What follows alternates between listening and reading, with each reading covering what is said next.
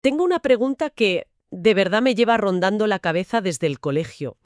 ¿Por qué la ciencia se enseña casi siempre como un manual de instrucciones? Ya sabes, un listado de hechos, de fórmulas, de respuestas que tienes que memorizar. Mm, ¿Dónde queda la historia real? O sea, toda esa aventura increíble, con sus genios, sí, pero también con sus errores, sus debates y esos giros de guión. Es que esa pregunta es la clave de todo, porque toca el núcleo de cómo enseñamos y cómo entendemos el conocimiento. Y nos lleva de cabeza al tema de hoy. Exacto. Cómo la historia de la ciencia, si la usas bien, es mucho más que un adorno. No es solo contar la anécdota de Newton y la manzana para que la clase sea más entretenida, ¿sabes? No, no, claro. Es una herramienta pedagógica potentísima. Puede transformar por completo cómo se aprende y sobre todo cómo se siente la ciencia. Totalmente. Porque la misión que nos hemos propuesto hoy es justo esa, entender cómo este enfoque puede hacer más fáciles conceptos que a veces son, pues, un ladrillo. Ajá. Y no solo eso, sino también cómo puede conectar la física o la biología con la cultura, el arte, la filosofía. Vamos, devolverle a la ciencia su sitio como una de las grandes creaciones humanas. Es que los beneficios van en dos direcciones. Por un lado, para quien aprende. La comprensión mejora muchísimo. Se entiende de verdad cómo se construye la ciencia, su epistemología, y formas a ciudadanos con más pensamiento crítico. Y para quien enseña. Y para quien enseña, claro, se abre un mundo de posibilidades para que las clases sean más profundas, más ricas y, sinceramente, mucho más divertidas. Pues mira, empecemos por el origen del problema. Hay algo que siempre me ha llamado la atención.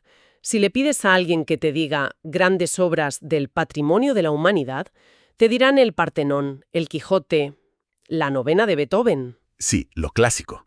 Pero es rarísimo que alguien mencione la teoría de la relatividad. ¿Por qué la ciencia no está en ese pedestal cultural? Porque le hemos quitado su historia, le hemos vaciado. Uno de los mayores desafíos en la enseñanza es que la ciencia se vea como algo relevante, para la vida, no como un montón de datos abstractos. Que te sirva para algo. Justo. Y para eso el contexto lo es todo. A ver, no es lo mismo soltar la energía ni se crea ni se destruye que contar toda la historia de cómo se llegó a esa idea, las luchas, los debates, el cambio de paradigma que supuso para la industria. Sin ese relato, la ciencia es como un edificio sin cimientos. Vale, entiendo el problema a nivel general. Pero, ¿cómo se ve eso en el día a día de una clase? ¿Cómo es esa visión descontextualizada en la práctica? Pues es una suma de varias cosas que, juntas, crean una imagen de la ciencia que está totalmente distorsionada. Lo primero, y lo más obvio, es la división del conocimiento. Las asignaturas. Exacto. El sistema educativo te mete en la cabeza que la biología, la física, la química, son mundos separados, cada uno en su cajón, y se pierde por completo la idea de que la naturaleza es una y que la ciencia intenta entenderla en conjunto. Y de ahí a la famosa trinchera entre ciencias y letras. Hay un paso muy pequeño. Como si pensar científicamente no tuviera nada que ver con la creatividad o la imaginación. ¿Pero es qué es eso? Y el alumnado lo interioriza. Ah, no, yo soy de letras, o yo soy de ciencias. No ven la ciencia como lo que es. Una construcción cultural, humana, llena de pasiones, de debates. En lugar de eso, ¿qué se impone? Pues un enfoque puramente operativo. Lo importante es saber despejar la X en la fórmula, no entender el concepto revolucionario que hay detrás. El ejemplo de F igual a ma, la segunda ley de Newton. Sí. Es el clásico. Te enseñan a resolver problemas, a calcular la fuerza, la aceleración, pero mucha gente acaba el curso sin entender de verdad la idea brutal que hay detrás. ¿Cuál es? Que la fuerza no es lo que mantiene el movimiento, sino lo que lo cambia. La fórmula, el formalismo, al final oculta la revolución conceptual que supuso. Precisamente. Y a ese formalismo matemático excesivo se le suma la idea más dañina de todas, que es una visión inductivista y cerrada. ¿Qué quieres decir con eso? Que se presenta la ciencia como un libro de verdades absolutas, objetivas, incuestionables. Se oculta su naturaleza real, que es un proceso tentativo, que está siempre en evolución y que las teorías de hoy pueden ser corregidas mañana. Es como enseñar la foto final del edificio, pero ocultando los planos, los andamios, las demoliciones, todo el proceso de construcción. Exacto. Oye, espera, porque todo esto que cuentas, la idea de usar la historia para combatir esta visión no me suena tan rompedora. ¿Es algo reciente o llevamos tiempo dándole vuelta? Para nada. Y eso es lo más interesante. Tiene un recorrido larguísimo. En Gran Bretaña, por ejemplo, fueron pioneros. ¿Ah, sí? Ya en 1917, hace más de un siglo, un informe clave sobre enseñanza de las ciencias ya recomendaba usar materiales históricos. Y desde 1919, la revista School Science Review iba en esa dirección. O sea, que no es de ahora. La Británica para la educación científica pedía explícitamente meter más historia y filosofía en el currículo de ciencias. Más de 100 años. Si ya se hablaba de esto entonces, ¿qué ha fallado? ¿Por qué un siglo después seguimos teniendo el mismo debate como si fuera algo nuevo? Es una pregunta excelente. En Estados Unidos, por ejemplo, la disciplina de historia de la ciencia se consolidó académicamente después de la Segunda Guerra Mundial. Pero, y aquí está la paradoja, cuando en los 60 hicieron las grandes reformas curriculares para modernizar la enseñanza, ¿Qué pasó? pues que, en general, dejaron fuera a los historiadores y a los filósofos de la ciencia. Fue una modernización puramente técnica. Vaya. Y en España, bueno, instituciones como el CSIC siempre han tenido interés en la historia de la ciencia, pero a menudo con un doble enfoque que a veces se diluye un poco. Divulgativo, por un lado, y formativo, por otro. Vale, o sea que la idea no es nueva y tiene cierto respaldo. Así que el problema debe de estar en las herramientas del día a día. Supongo que los libros de texto tienen mucho que decir. O que callar, más bien. Has dado en el clavo. Los libros de texto son, a menudo, el principal cuello de botella.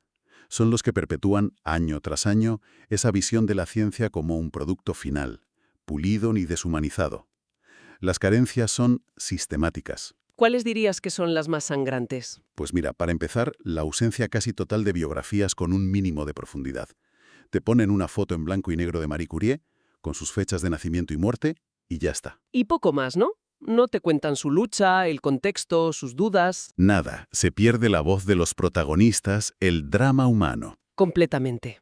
¿Qué más? Tampoco se presenta casi nunca el desarrollo histórico de un concepto. Las leyes de Kepler sobre el movimiento de los planetas, por ejemplo, aparecen de la nada, como si se le hubieran ocurrido una tarde de inspiración. Ocultando todo el trabajo que hay detrás. Se oculta el trabajo titánico de análisis de datos de Tycho Brahe, los años de callejones sin salidas de Kepler. Y también se ignoran sistemáticamente los textos originales. Ah, eso es interesante. Es que leer un fragmento de Galileo describiendo por primera vez las lunas de Júpiter con sus propias palabras es una experiencia que ningún resumen puede igualar. Y lo que es peor, me imagino que si no cuentas la historia, no cuentas el problema original. Las soluciones aparecen como por arte de magia, sin que sepamos qué pregunta intentaban responder. Exacto. Se omite el motor de la ciencia, los problemas, y en consecuencia se oculta el carácter tentativo de la investigación. Claro. No se habla de las hipótesis que se descartaron, de las teorías que compitieron entre sí, de los debates que duraron décadas. Se presenta un producto final impoluto, no el proceso real, que es mucho más caótico, sucio y fascinante.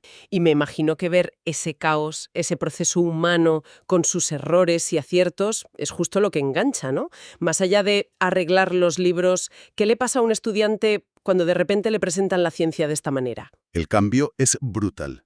La lista de beneficios es enorme, pero el primero, el más inmediato, es la motivación. Lógico. Contar la historia que hay detrás de la tabla periódica es infinitamente más estimulante que memorizarla. Y de la mano de eso viene la humanización de la ciencia. Bajar a los científicos de las estatuas de mármol. Justo. Entender que eran personas de carne y hueso, con sus pasiones, sus envidias y sus momentos de brillantez. Esto, a su vez, ayuda a comprender mejor los propios conceptos. ¿Cómo? Pues viendo la evolución de la idea del átomo desde Demócrito hasta el modelo estándar, entiendes por qué el modelo actual es como es. Es el mejor antídoto contra el dogmatismo. Te demuestra que el conocimiento científico no es una verdad revelada. Cambia y mejora. Entiendo. Pero has dicho que la lista de beneficios será larga. Y todo esto, aunque es muy importante, parece bastante lógico. ¿Hay algo más? ¿Algo que sea menos evidente? Sí, hay un punto que a mí me parece fascinante y que cambia las reglas del juego. Es el paralelismo histórico. ¿El qué? ¿Perdona? El paralelismo histórico. Se ha observado que muchas de las ideas previas o errores conceptuales que tiene el alumnado hoy en día son increíblemente similares a las ideas científicas que estaban vigentes en otras épocas.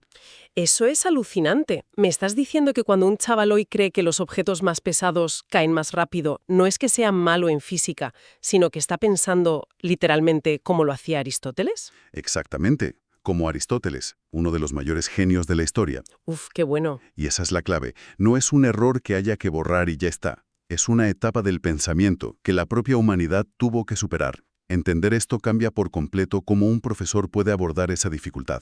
Claro, ya no es ¿estás equivocado? Bueno, entiendo por qué piensas así, Aristóteles también lo hacía, pero mira este experimento que nos hizo cambiar de idea. Además, este enfoque revela el carácter colectivo de la ciencia, que no es obra de genios aislados. Es un trabajo de equipo a lo largo de los siglos. Eso es, un esfuerzo acumulativo de miles de personas.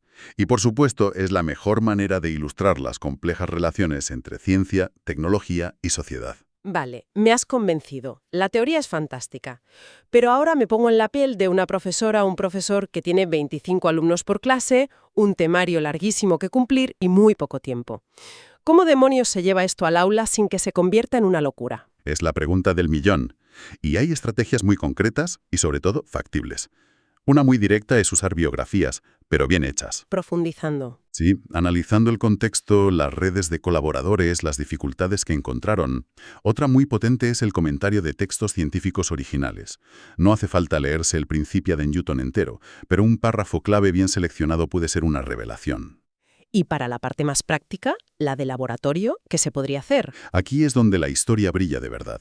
Se puede analizar la evolución de una teoría replicando experimentos históricos. Dame un ejemplo. Por ejemplo, el debate sobre la generación espontánea. Puedes empezar replicando el elegante experimento de Francesco Redi en el siglo XVII, con los frascos de carne abiertos, cerrados y con una gasa, para ver de dónde salen las larvas. Ajá. Y luego das un salto a los experimentos de Pasteur, 2 siglos después. Los de los matraces con cuello de cisne. Esos mismos. Replicar esa secuencia histórica no solo es didáctico, es que tiene una narrativa. Es una historia de detectives que los alumnos van resolviendo. Suena genial. Y hay más ideas. Organizar exposiciones o simposios en el aula, donde los propios alumnos adoptan el rol de científicos de diferentes épocas para debatir una teoría, o algo tan sencillo como usar la prensa para rastrear las raíces históricas de una noticia científica de hoy. Un momento, porque todo esto suena demasiado bien para ser verdad. Tiene que haber una pega. ¿No hay nadie que critique este enfoque? ¿Nadie que diga que esto de meter tanta historia en clase de ciencias es en realidad una mala idea? Por supuesto que sí. Sería muy ingenuo pensar que no hay debate. Las críticas son serias y se centran en 2 puntos fundamentales: el riesgo de la simplificación de la historia ¿Vale? y el problema de la interpretación de los hechos. Simplificación. ¿A qué te refieres con eso? Al peligro de caer en lo que algunos llaman pseudohistorias. Es decir, coges un episodio histórico complejo y lo retuerces para que encaje perfectamente en tu lección. Ah, entiendo. Cuentas la anécdota de la manzana de Newton porque es genial para explicar la gravedad, pero te olvidas de que la historia real, con sus décadas de trabajo en óptica y matemáticas, es infinitamente más enrevesada. Y ahí, sin querer, estás creando una caricatura. Que, aunque sea útil para enseñar, es históricamente falsa. Exacto. Es sacrificar la verdad histórica en el altar de la didáctica. ¿Y el segundo punto? La interpretación. Este es aún más profundo. A ver, la historia no es una película de hechos objetivos que simplemente reproducimos. El historiador elige qué contar, qué enfatizar y qué omitir. Su interpretación es clave. Claro. Sobre un mismo hecho, como la Revolución Copernicana, puede haber varias interpretaciones históricas válidas. La crítica es que presentar estas diferentes versiones al alumnado podría generar confusión. ¿Desorientación? La pregunta de, entonces, ¿qué pasó de verdad? Esa misma. Comprendo el riesgo. Y también está el problema de la dosis. La dosis. Sí, es una buena metáfora. Una pequeña dosis de historia puede motivar y estimular, pero una sobredosis podría desviar la atención de los conceptos científicos, que son centrales, Corres el riesgo de que la clase de física se convierta en una clase de historia. y que al final no se aprenda bien ni una cosa ni la otra. Encontrar el equilibrio justo, la dosis correcta, ese es el gran arte y el desafío para el profesorado. Entonces, a ver si lo entiendo bien. Integrar la historia en la enseñanza de las ciencias no es un simple adorno, no es ponerle una página de cultura y ya está. No, Es una estrategia con un potencial transformador enorme para hacer la ciencia más humana, más comprensible, y para conectarla de verdad con nuestra cultura. Es dejar de verla como una lista de respuestas, para empezar a verla como lo que es, una fascinante e interminable historia de preguntas. Exacto. Y todo este debate sobre los riesgos, las dificultades, nos deja con una reflexión final que, para mí, lo cambia todo. Has mencionado el riesgo de que las múltiples interpretaciones históricas confundan. Sí. Pero esto plantea una pregunta importante. ¿Y si eso no fuera un riesgo, sino la mayor oportunidad de todas? ¿A qué te refieres? ¿Qué pasaría si exponer al alumnado a esas diferentes versiones de la historia científica fuera la lección definitiva? Quizás en lugar de generar confusión, sea la herramienta perfecta para enseñarles a analizar fuentes, a contrastar relatos y a desarrollar un pensamiento crítico de verdad. Para que entiendan que nuestro conocimiento del pasado, al igual que la propia ciencia, no es una verdad escrita en piedra, sino un proceso vivo y en constante construcción.